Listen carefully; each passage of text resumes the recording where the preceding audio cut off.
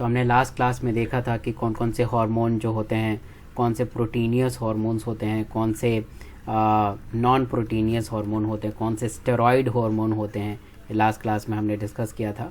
और फिर हमने देखा था कि उसके मैकेनिज़्म ऑफ एक्शन कैसे होते हैं, कैसे काम करते हैं, कैसे स्टेरॉइड हार्मोन कैसे रिसेप्टर पे जाके काम करता है, कैसे प्रोटीनियस हार्मोन कैसे काम करता है। तो ये सारा चीज़ हमने लास्ट क्लास में देख लिया था। और आज जो है हम इंडिविजुअल ऑर्गन के बारे में बात करेंगे, लाइक हाइपोथैलेमस कैसे काम करेगा, पिट्यूटरी हार्मोन कैसे काम करेगा, कैसे जो है ये सारे ऑर्गन काम करते हैं। सो हम यहाँ पे इस डायग्राम के थ्रू देखते हैं कि हमारे जो हैं ग्लैंड्स कहाँ कहाँ हैं, कैसे कैसे लोकेटेड हैं। तो जो एंडोक्राइन ग्लैंड्स है, अगर हम ब्रेन के बारे में बात करें तो हाइपोथैलेमस हमारे ब्रेन के अंदर होता है, and below the hypothalamus there is a pituitary gland. So this hypothalamus is called super master gland, इसे हम सुपर मास्टर ग्लैंड कहते हैं। जबकि जो है हमारा पिट्यूटरी ग्लैंड जो होता है, they are called master gland, इसे हम मास्टर ग्लैंड कहते हैं, because this hypothalamus control the pituitary gland. Hypothalamus जो होता है हमारे पिट्यूटरी ग्लैंड को कंट्रोल करता है, इसलिए हम इसे मास्टर ग्लैंड कहते हैं। फिर थोड़ा सा नीचे आएंगे तो यहीं पे एक पीनियल ग्लैंड होता है। तो ये सारे जो तीनों ग्लैंड हमने देखा है यहाँ पे, हाइपोथैलेमस, पिट्यूटरी और पीनियल, ये पूरा का पूरा ब्रेन में होता है, ब्रेन के अंदर ये लोकेशन होता है। इस डायग्राम को डालने का मकसद ये है कि ताकि आपको पता चले कि कौन से ग्लैंड कहाँ कहाँ लोकेटेड है। फिर गर्दन पे अगर हम बात करें तो देयर इज़ अ थायराइड और पैराथायराइड ग्लैंड। थायराइड ग्लैंड को निकालेंगे तो उसके अंदर छोटे छोटे पैराथायराइड ग्लैंड होते हैं, और गर्दन के अंदर ही यहाँ पे थाइमस ग्लैंड प्रेजेंट होते हैं। पेंक्रियाज भी एक एंडोक्राइन ग्लैंड की तरह एक्ट करता है, because it secrete insulin and glucagon.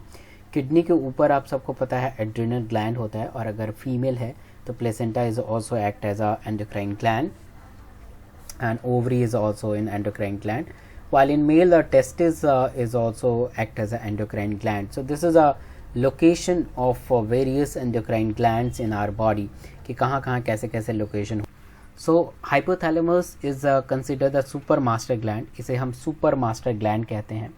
और सुपर मास्टर ग्लैंड इसलिए कहते हैं because it control a pituitary gland, ये पिट्यूटरी ग्लैंड को कंट्रोल करता है, और pituitary gland rest of all glands को कंट्रोल करता है। तो इसलिए पिट्यूटरी ग्लैंड को मास्टर ग्लैंड कहते हैं, और जो मास्टर को भी कंट्रोल करे that is called super master.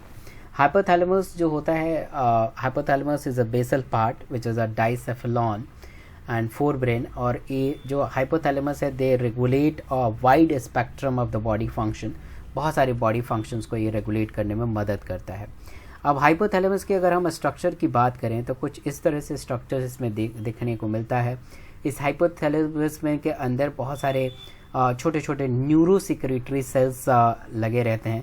They have a neuro secretory cell and this neuro secretory cell discharge a hormone via supra optic nucleus. ये सुप्रा ऑप्टिक न्यूक्लियस, और ये धीरे धीरे धीरे धीरे मैसेज आएगा, and here is a hearing bodies होते हैं, और फिर ये फाइनली ये इंटीरियर पिट्यूटरी को सारा का सारा मैसेज डिस्चार्ज कर देगा। तो all the message are discharge inside the interior pituitary, यानी hypothalamus is control all the function of the interior pituitary by this mechanism. Supra optic nucleus से सारा मैसेज आया पहले हियरिंग बॉडी में, और हियरिंग बॉडी से डिस्चार्ज होगा interior pituitary से।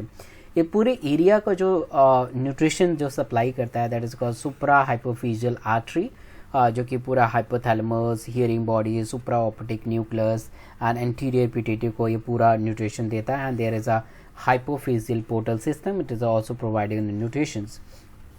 तो पूरा जो न्यूरो सिक्रेटरी सेल्स हमने अभी देखा था, तो ये दो तरीके से हार्मोन्स रिलीज करते हैं। One is called releasing hormone, मतलब ये कुछ उससे रिलीज कराएगा, है ना, पिट्यूटरी ग्लैंड से रिलीज कराएगा। अगर मान लीजिए कि हाइपोथैलेमस ने कहा पिट्यूटरी ग्लैंड से कि आप रिलीज करो, तो ये कैसे कहेगा? ये मैसेज से कहेगा, है ना, बोल तो नहीं सकता है अंदर। हाइपोथैलेमस बोल रहा है पिट्यूटरी से चलो आप रिलीज करो, ऐसा नहीं होता है, तो कुछ कुछ मैसेज देता है।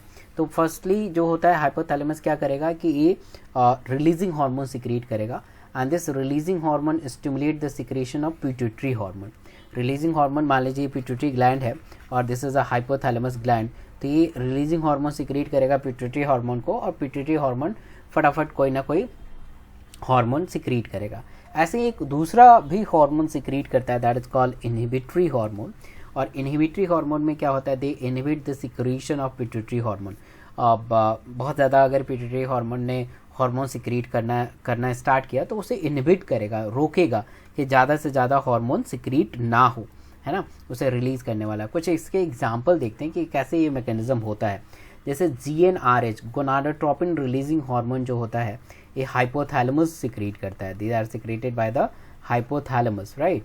तो दिस गोनाडोट्रोपिन रिलीजिंग हार्मोन, देख रहे हैं यहाँ पे रिलीजिंग लगा हुआ है। रिलीजिंग का मतलब कि ये पिट्यूटरी ग्लैंड को कंट्रोल करके और पिट्यूटरी ग्लैंड से कुछ ना कुछ हार्मोन को रिलीज आउट कराएगा, सिक्रीट आउट कराएगा, है ना। So this gonadotropin releasing hormone stimulate the pituitary gland, ये पिट्यूटरी ग्लैंड को स्टिमुलेट करेगा और पिट्यूटरी ग्लैंड जैसे ही स्टिमुलेट होगा, so this FSH and LH is releases by the anterior pituitary gland. यानी जैसे पिट्यूटरी ग्लैंड पे आया तो FSH और LH जो होता है फटाफट रिलीज होना स्टार्ट होगा पिट्यूटरी ग्लैंड से। सो अब ज़्यादा से ज़्यादा FSH और LH ना आ जाए, क्योंकि आपको पता है कि FSH और LH is important for the controlling the follicular growth, अलग अलग फॉलिकल्स का ग्रोथ करने में मदद करते हैं। तो सोमैटोस्टेटिन्स एक अनदर हार्मोन है which is releases bye the hypothalamus and they inhibit the growth hormone from the pituitary gland. Pituitary gland से ग्रोथ हार्मोन को इनहिबिट कराएगा कि अब आप ग्रोथ हार्मोन को मत रिलीज कीजिए। तो आपको मैकेनिज्म पता चल गया कि ये दो टाइप का हार्मोन सिक्रीट करता है, रिलीजिंग और इनहिबिटिंग। रिलीजिंग से कुछ ना कुछ ग्लैंड को रिलीज कराएगा, इनहिबिट से रोकेगा कि ग्रोथ हार्मोन अब रुक जाना है। So the hormone rich the pituitary gland through the portal circulatory system. अभी हमने इस डायग्राम में देखा था कि this is a portal circulatory system, और इसी हार्मोन, क्योंकि हार्मोन डायरेक्टली जो होता है वेन के अंदर और आर्टरी और लिम्फ्स के अंदर आता है, जैसे हमने पिछले क्लास में देखा था, और ये यहाँ पे आके अपने पिट्यूटरी ग्लैंड को इन्फॉर्म करेगा। So the hormone reaches the pituitary gland which through the portal circulatory system which regulate function of the anterior pituitary gland. Function सारे ये कराते हैं। Posterior pituitary is under the direct neural regulation of the hypothalamus. Posterior pituitary directly एक neural regulation से control ये सारे करते हैं, मिशन है। So the hormone which is releases through the hypothalamus से कौन कौन से हार्मोन रिलीज होते हैं वो आपको जानना चाहिए। First is called GnRH, that is gonadotropin releasing hormone, and gonadotropin inhibiting hormone. Gonadotropin releasing hormone pituitary पे एक्ट करेगा, तो आपको अभी मैंने बताया पिट्यूटरी ग्लैंड FSH और LH प्रोड्यूस करेगा, है ना, और FSH LH नए नए फॉलिकल्स को डेवलप कराने में मदद करेंगे। ऐसे ही ज़्यादा अगर सिक्रीशन हो जाए तो क्या होगा, उसे इनहिबिट करेगा कि अब रुक जाओ, मत करो, है ना। तो फिर दूसरा हार्मोन है जो हाइपोथैलेमस रिलीज़ करता है, that is a melatonin releasing hormone और मेलाटोनिन इनहिबिटिंग हार्मोन। तीसरा जो होता है प्रोलैक्टिन रिलीजिंग हार्मोन और प्रोलैक्टिन इनहिबिटिंग हार्मोन। चौथा कॉलिकोट्रोपिन रिलीजिंग हार्मोन और इनहिबिटिंग हार्मोन। तो ये चारों हार्मोन जो होते हैं हाइपोथैलेमस से निकलते हैं और हाइपोथैलेमस से रिलीज़ आउट होते हैं और इनहिबिट होते हैं। तो इम्पॉर्टेंट इन्फॉर्मेशन है ये। फिर हम पिट्यूटरी ग्लैंड के बारे में थोड़ा सा हम डिटेल जानने की कोशिश करते हैं कि पिट्यूटरी ग्लैंड जो है क्या करता है, कैसे काम करता है। So pituitary gland is located in the bony cavity, ये बोन के अंदर लोकेटेड होता है। पिट्यूटरी ग्लैंड जो होता है ये बोन के अंदर ऐसे लोकेटेड होता है, and this bony cavity is called sella turcica. Sella turcica is a area, this is a bony cavity, and इसी बोनी कैविटी के अंदर जो है हाइपोथैलेमस जो पिट्यूटरी ग्लैंड, मान लीजिए ये पिट्यूटरी ग्लैंड है, तो पिट्यूटरी ग्लैंड यहीं पे लोकेटेड होता है। So this pituitary gland is located in the bony cavity called sella turcica and it is attached to the hypothalamus by the stalk like structure, मतलब ये attach भी रहता है stalk like structure से। So this pituitary gland is divided into the two part, one is called adenohypophysis and another is called neurohypophysis। यानी pituitary gland अगर मान लीजिए ये पूरा पिट्यूटरी ग्लैंड है तो दो हिस्सों में डिवाइड करते हैं, one is called adenohypophysis and another is called neurohypophysis। adenohypophysis के भी फर्दर दो पार्ट होते हैं, वन इज कॉल्ड पार्स डिस्टालिस और पार्स इंटरमीडिया। पार्स डिस्टालिस और पार्ट इंटरमीडिया ये दोनों पार्ट मिलके जो है ये एंटीरियर पिट्यूटरी ग्लैंड्स बनाते हैं। तो they both this part is combined to form anterior pituitary glands, और न्यूरोहाइपोफाइसिस एक अलग पार्ट है। तो this is a part of the pituitary gland. So pituitary gland consider the master gland because उसे hypothalamus भी कंट्रोल करता है, इसलिए इसे हम मास्टर ग्लैंड बोलते हैं। ओरिजिन इसका जो है होता है एक्टोडर्मल होता है। पिट्यूटरी ग्लैंड का जो ओरिजिन होता है वो एक्टोडर्मल होता है, एक्टोडर्मल से ही मतलब काम करते हैं। अब हम बात करेंगे कि इस एंटीरियर और पोस्टीरियर दो लोब हो गए हमारे पिट्यूटरी ग्लैंड्स के, और यही सेम स्ट्रक्चर मैंने अभी बताया था, portal circulation, hypothalamus and neurohypophysis. तो पिट्यूटरी जो ग्लैंड होता है दे इंक्लूडेड एंटीरियर पिट्यूटरी के दो लोब होते हैं। यस, एंटीरियर पिट्यूटरी के दो लोब होते हैं, one is called pars distalis and pars intermedia. तो पूरे एंटीरियर लोब से कौन कौन से हार्मोन रिलीज होते हैं, ऐसे डायरेक्टली भी क्वेश्चन आ सकता है कि ऐसा क्वेश्चन पूछेंगे कि बताइए हार्मोन क्या एंटीरियर पिट्यूटरी से रिलीज होते हैं या नहीं होते हैं, ऐसे भी डायरेक्टली क्वेश्चंस देखने को मिलता है। सो फर्स्ट हार्मोन जो एंटीरियर पिट्यूटरी से रिलीज होता है that is called growth hormone और सोमैटोस्टेटिन्स, सोमैटोट्रोपिन्स। तो the first hormone is like growth hormone and somatotropins, and growth hormone increases, you know that कि जब भी ग्रोथ हार्मोन होगा तो हमारे बॉडी को ग्रोथ करेगा। सो बोन के अंदर क्या होता है, ये बोन है, पूरा बोन अगर हम बनाएं तो बोन के 3 पार्ट होते हैं, एपिफाइसिस, डायाफाइसिस, है ना। और तो आपको इतना पार्ट नहीं समझना है। तो यहाँ पे क्या होता है, एपिफिजियल कार्टिलेज होते हैं, यहाँ पे एपिफिजियल कार्टिलेज होते हैं, तो ये क्लोज नहीं रहते हैं। Below the 8 year this is not close, right. तो बोन का साइज़ जो है, बोन का साइज़ बढ़ सकता है, इंक्रीज हो सकता है, and after the 80 years this epiphyseal cartilage is stop. तो बोन का हाइट मतलब इसलिए 18 और 20 साल के बाद जैसे ये क्लोज होगा एपिफिजियल कार्टिलेज तो ये ग्रोथ नहीं हो पाएगा, है ना। तो जो ग्रोथ बोन होता है, द ग्रोथ हार्मोन जो होता है, so this growth hormone increases the activity of epiphyseal cartilage, therefore the growth of long bone is take place। therefore जो बोन होता है इसलिए यहाँ पे इसको एक्ट करता है, इसी पे एक्ट करता है, इसलिए बोन के साइज को बढ़ाता है, इसलिए पूरे बॉडी के साइज बढ़ता है। इसके अलावा जो ग्रोथ हार्मोन होता है जो हम यहाँ पे देख पा रहे हैं, growth hormone is also called somatotropins hormone. तो ये ग्रोथ हार्मोन जो होता है प्रोटीन को सिंथेसिस करने में भी मदद करता है। इसके अलावा जो होता है कैल्शियम को रिटेन कराता है बोन के अंदर, मतलब बोन के अंदर आपको पता ही है कि कैल्शियम बहुत होना, बोन के अंदर कैल्शियम होना बहुत ही ज़रूरी है, तो उसके अंदर रिटेन कराता है कि कुछ समय तक जो है कैल्शियम रहे। And they increase the glycolysis, that is a break down of fats. Glycolysis glucose का ब्रेक डाउन होना, फैट का भी ब्रेक डाउन होता है, तो ये सारा चीज़ होता है। तो ग्रोथ हार्मोन अगर कम सिक्रीट हो जाए, अगर किसी भी इंसान के अंदर, किसी भी बच्चे के अंदर ग्रोथ हार्मोन का कम सिक्रीशन हो जाए तो उसका हाइट नहीं बढ़ पाएगा, the stunted growth result in dwarfism, मतलब साइज बिल्कुल छोटा हो जाएगा। तो low secretion of growth hormone they lead to the decrease the size of the individual, that is called dwarfism. और हाई सिक्रीशन अगर हो जाए, बहुत ज़्यादा अगर एक्सेसिव सिक्रीशन हो जाए ग्रोथ हार्मोन का, अगर बच्चों में बहुत ज़्यादा सिक्रीशन हो जाए तो एक बीमारी होती है दैट इज़ कॉल्ड गिगांटिज्म, है ना। बिफोर द एपिफिजियल क्लोजर, अभी बच्चा एपिफिजियल क्लोजर हुआ ही नहीं और ग्रोथ हार्मोन बहुत ज़्यादा बढ़ गया तो टेढ़ा मेढ़ा बोन होने लगेगा।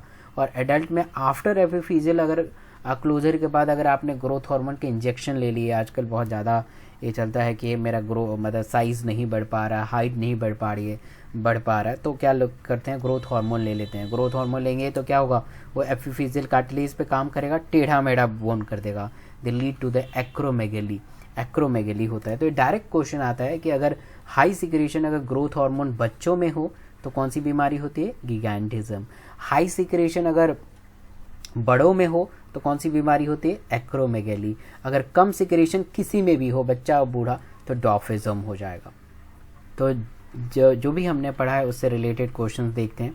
द फर्स्ट क्वेश्चन जो कि नीट में आया हुआ क्वेश्चन है, एक्रोमेगेली इज कॉजेज बाय। अभी हमने जैसे पढ़ा है कि एक्रोमेगेली किससे होता है, तो acromegaly is causes by excess of STH, excess of thyroxine नहीं होगा, डिफिशिएंसी ऑफ थायरॉक्सिन नहीं होगा, एड्रेनलिन नहीं होगा, तो yes this is the answer, that's great.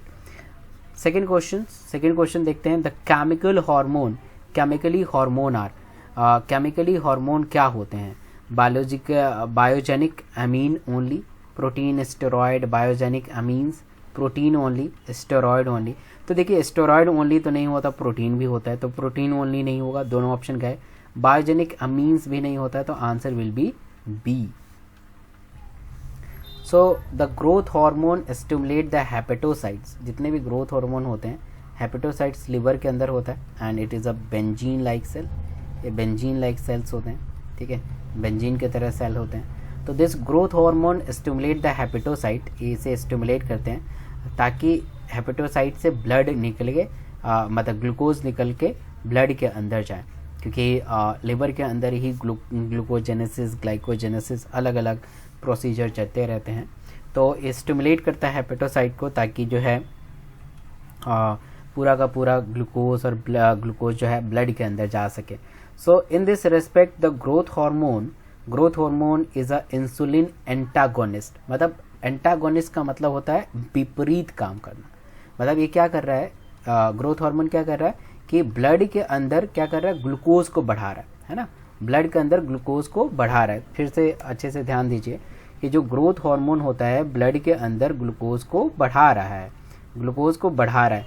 Insulin क्या करता है, इंसुलिन हम बाद में चर्चा करेंगे। इंसुलिन क्या करता है कि जो है ब्लड से ग्लूकोज को घटाता है, सेल को कहता है कि चलो चलो तुम ले लो, यानी इंसुलिन जो होता है ग्लूकोज को घटाता है, ठीक है, तो उसके अगेंस्ट काम कर रहा है ना, तो इसलिए इंसुलिन को एंटागोनिस्ट कौन है, हमारा ग्रोथ हार्मोन है।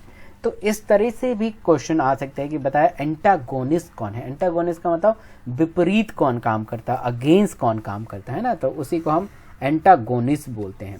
तो जो ग्रोथ हार्मोन होता है, growth hormone stimulate the hepatocyte, और क्योंकि आपको पता है कि लिवर के अंदर ग्लूकोजेनेसिस, ग्लाइकोजेनेसिस होता रहता है, so they release a glucose hormone into the blood, and in this respect the growth hormone is a insulin antagonist and thus can related to have a diabetogenic effect. Diabetogenic effect, diabetes like effect, अगर आपके blood में sugar बढ़ जाए तो obvious है diabetes के लक्षण आने लगेंगे।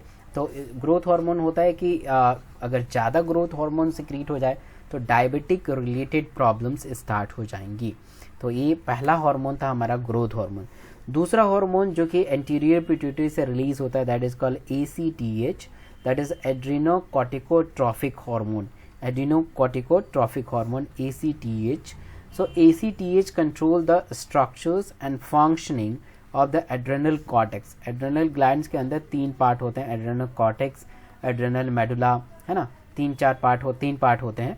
तो एड्रेनल कॉर्टेक्स को डायरेक्टली ये जो है इसका इफेक्ट आता है, मतलब इस पे काम करता है वो।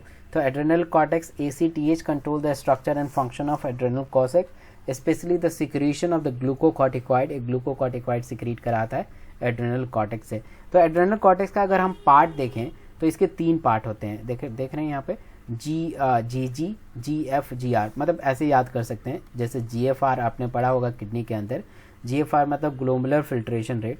तो आपको यहाँ पे लगाना है कि जोना ग्लोमेरुलोसा, जोना फेसिकुलोटा और जोना रेटिकुलारिस, यानी 3 लेयर होता है। तो ऊपर वाला layer that is called zona glomerulosa, zona fasciculata, zona reticularis. So glucocorticoid जो होता है ये एड्रेनल कॉर्टेक्स को स्टिमुलेट करता है और इससे ग्लूकोकॉर्टिकॉइड जो है प्रोड्यूस कराता है, फैट और कार्बोहाइड्रेट के मेटाबॉलिज्म को ये कंट्रोल करता है। तो अगर मान लीजिए ग्लूकोकॉर्टिकॉइड का हाइपोसिक्रेशन हो जाए, मतलब ACTH अगर ओवरऑल देख लें कि ACTH का अगर हाइपोसिक्रेशन हो जाए तो ये एडिशन डिजीज़ हो जाएगा। एडिशन डिजीज़ में यहाँ पे देख पा रहे हैं एक वृद्ध महिला है, इनका हाइपोग्लाइसीमिया हो जाएगा, मतलब ग्लूकोज का कम हो जाएगा, ब्लड में ग्लूकोज का लेवल कम हो जाएगा। पोस्टरनल हाइपोटेंशन मतलब इनकी BP कम रहेंगी, वेट लॉस हो जाएगा, ठीक है। GI डिस्टर्बेंस मतलब गैस्ट्रोइंटेस्टाइनल ट्रैक्ट में डिस्टर्बेंस आएगी, change in disturbance of the body hear में होगा। और अगर जो है अगर हाइपर सिक्रेशन हो जाए तो कुशिन सिंड्रोम होता है, आप देख पा रहे हैं, फैटी वेट गेन हो जाएगा, इजी ब्रूज हो जाएगा, ये सारी चीज़ें। बट आपको देखिए क्वेश्चन क्या आएगा कि पूछेंगे कि ACTH यानी एड्रीनोकॉर्टिकॉइड का लेवल अगर बढ़ जाए, तो अगर लेवल बढ़ जाए, हाइपर सिक्रीशन हो जाए तो कशिंग सिंड्रोम होगा, कम हो जाए तो एडिशन डिजीज़ हो जाएगा। बस यही बेसिकली क्वेश्चंस पूछते हैं। So thank you so much. मेरा वीडियो कैसा लगा प्लीज़ मुझे बताएं। और मैं अनअकैडमी पे लाइव पढ़ाता हूँ, तो मेरे से आप जुड़ सकते हैं और अनअकैडमी पे प्लस सब्सक्रिप्शन ले सकते हैं। डॉक्टर SK सिंह मेरा रेफरल कोड है, उस रेफरल कोड को आप यूज़ कर सकते हैं। और इस वीडियो को लाइक ज़रूर कीजिएगा और शेयर कीजिए दोस्तों के साथ। अगर आप पहली बार इस चैनल पे आ रहे हैं तो इस चैनल को सब्सक्राइब कीजिए, रेड कलर का बटन है उसे दबा के, और बेल आइकन को भी दबाइए। Thank you so much.